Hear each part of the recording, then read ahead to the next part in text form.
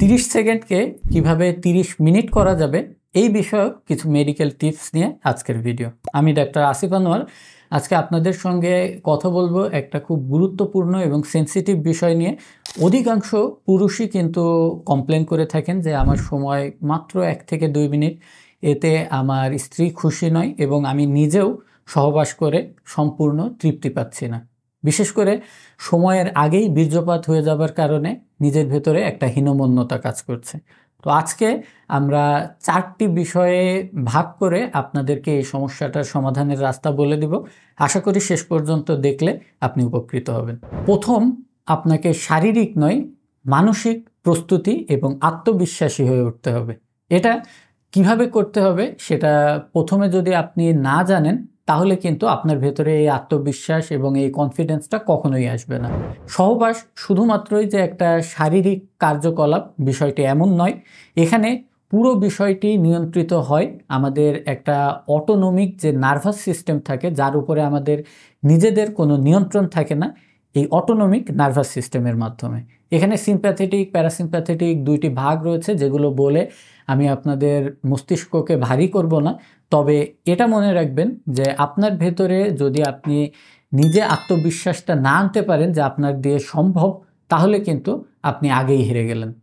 তো এ কারণে শারীরিক বিষয় ঠিক করবার আগে আপনাকে মনস্তাত্ত্বিকভাবে স্ট্রং হতে হবে যে আপনার অতীত জীবনে যত ভুলভ্রান্তি হয়ে থাকুক, যত খারাপ অভ্যাসই থাকুক না কেন, এগুলোকে আপনি কাটিয়ে উঠতে পারবেন এবং আপনি বর্তমানে একজন নিজেকে নতুন মানুষ হিসেবে আপনার ওয়াইফের সামনে রিপ্রেজেন্ট করতে পারবেন। যদি এই আত্মবিশ্বাসটা আপনার ভেতরে তৈরি হয়, এটা 1 দিন 2 দিনে হয়তো তৈরি হবে না। আপনাকে মেডিটেশন এবং ধ্যানের মাধ্যমে, যোগ ব্যায়াম, শ্বাসের ব্যায়াম এগুলো করবার মাধ্যমে কিন্তু এই জিনিসটি আপনার ভেতরে আস্তে আস্তে সপ্তাহ বা মাস লেগে যাক আপনাকে তৈরি করতে হবে। দ্বিতীয় যে দিকটি আমি তুলে ধরতে চাই সেটা হচ্ছে শরীরচর্চা এবং স্বাস্থ্যকর জীবনযাপন। শরীরচর্চার ভেতরে মাংসপেশির ব্যায়ামের পাশাপাশি কেগেল এক্সারসাইজটা কিন্তু বিশেষ করে গুরুত্বপূর্ণ সময় বৃদ্ধির জন্য। এটা যদি আপনি নিয়মিত বেসিসে করতে পারেন, আপনার কোনো রকম টাকা পয়সা খরচ হবে না, কোনো রকম অতিরিক্ত বেশি সময় বা প্রস্তুতির প্রয়োজন হবে না। যে কোনো সময় আপনি আপনার প্রস্রাব এবং পায়খানার রাস্তা সংকোচন প্রসারণের মাধ্যমে কিন্তু এই কেগেল এক্সারসাইজটি করতে পারবেন এবং এটি কিন্তু আপনাকে একটা লং লাস্টিং এবং পার্মানেন্ট সমাধান দিবে। তৃতীয় যে বিষয়টি বলবো সেটা হচ্ছে কৌশলগত পদ্ধতি। এখানে আমরা বিস্তারিত বিভিন্ন ভিডিওতে আলোচনা করেছি। আজকে সংক্ষেপে 3টি কৌশলের কথা বলবো, যার প্রথমটি হচ্ছে স্টপ অ্যান্ড গো।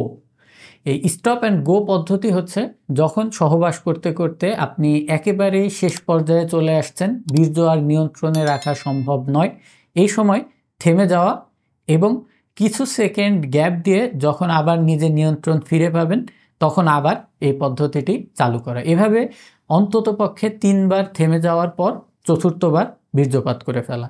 দ্বিতীয় যে কৌশল সেটি হচ্ছে সহবাসের গতিকে নিয়ন্ত্রিত রাখা। যদি অতিরিক্ত উত্তেজিত হয়ে যান, যদি অতিরিক্ত দ্রুত সহবাস করেন, সেক্ষেত্রে কিন্তু সময় কমে আসার ঝুঁকিটা বেশি থাকে।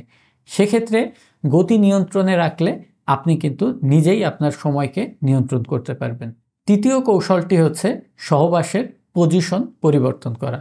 এখানে স্পুনিং পজিশন বা রিভার্স কাউগাল পজিশন নিয়ে আমার বিস্তারিত ভিডিও আছে, চাইলে সেই ভিডিও থেকে আপনি সহায়তা নিতে পারেন। এবং এখানে অবশ্যই আপনি মনে রাখবেন কখনোই দীর্ঘ সময় এক আসনে সহবাস করবেন না। এটা একঘেয়েমি অথবা মনোটোনাস হয়ে যেতে পারে। এ কারণে আসন পরিবর্তন করে করে সহবাস করলে আপনার ভেতরে কিন্তু আত্মবিশ্বাস বাড়বে, আপনার ট্রেনিংটাও কিন্তু সহজ হবে। এখন জেনে নিন খাদ্যাভ্যাসের ভেতরে কি কি আপনাকে যুক্ত করতে হবে এবং কি কি আপনাকে বাদ দিতে হবে। যাবতীয় প্রকার কাঁচা শাক সবজি এবং ফলমূল এগুলো যদি আমরা ঘুরিয়ে ঘুরিয়ে খেতে পারি, সেক্ষেত্রে কিন্তু আমাদের শরীরের ভেতরে আর পুষ্টি এবং খনিজ এই জিনিসের কোনো রকম ঘাটতি থাকবে না, যার ফলে আমাদের বীর্য ঘন হওয়া, পরিমাণে বৃদ্ধি পাওয়া এবং একই সঙ্গে বারবার সহবাস করতে পারার ক্ষমতা, সময় বৃদ্ধি পাওয়া, এই জাতীয় বিষয়গুলো কিন্তু কাভার হয়ে যাবে। বিশেষ করে যদি আঙ্গুরের ভেতরের যে ফ্রুক্টোজ রসটা থাকে আঙ্গুরের রসে, এই ফ্রুক্টোজটা যদি আমরা অন্ততপক্ষে দিনে 10 থেকে 12টা আঙ্গুর খাই, সেক্ষেত্রে কিন্তু আমাদের ফ্রুক্টোজের চাহিদাটা পূরণ হয়ে যায়। একই সঙ্গে যদি খেজুর বা কিশমিশ খাই, এটা কিন্তু আমাদের বীর্যটাকে ঘন করতে সহায়তা করে। এবং সময় বৃদ্ধির জন্য আমরা রসুন, কাঁচা পেঁয়াজ কুচি এই জিনিসগুলোও কিন্তু আমাদের খাদ্যাভ্যাসের সঙ্গে যুক্ত করতে পারি। এবং যে জিনিসগুলো খাবেন না, এই তালিকায় সর্বপ্রথম আছে ফাস্ট ফুড এবং জাঙ্ক ফুড, যেগুলো স্যাচুরেটেড ফ্যাটি অ্যাসিড জাতীয় চর্বি দ্বারা তৈরি। এই জিনিসগুলো কিন্তু আমাদের যৌন রসের কার্যক্ষমতাকে যেমন কমিয়ে দেয়, যৌন রসের পরিমাণটাকেও কমিয়ে দেয়, যার ফলে আমরা পুরুষ হিসেবে একটা অক্ষমতার ভেতরে পড়ে যায়। এবং এটা কিন্তু একদিন দুই দিনে তৈরি হয় না। দীর্ঘদিনের খারাপ খাদ্যাভ্যাস বা দীর্ঘদিনের যে বিভিন্ন রকম সাবস্টেন্স অ্যাবিউজ, নেশা, মদ পান, ধূমপান, এগুলোও কিন্তু আমাদের এই পুরুষত্বকে আমাদের ভেতর থেকে কেড়ে নেয়। এ কারণে অতিরিক্ত হস্তমৈথুন এবং পর্নোগ্রাফি এগুলো খাদ্যাভ্যাসের সঙ্গে সম্পৃক্ত না হলেও এগুলো থেকেও কিন্তু আপনি দূরে থাকবার চেষ্টা করবেন। আশা করছি আজকের ভিডিও থেকে আপনি সচেতন হতে পেরেছেন যে কিভাবে আপনার ভেতর থেকে দ্রুত বীর্যপাতের যে একটা কালো থাবা এবং বর্তমান সমাজে একটা মহামারী হিসেবে যে সমস্যাটি দেখা দিয়েছে, এটা থেকে নিজেকে আপনি মুক্ত করতে পারবেন। আল্লাহ হাফিজ।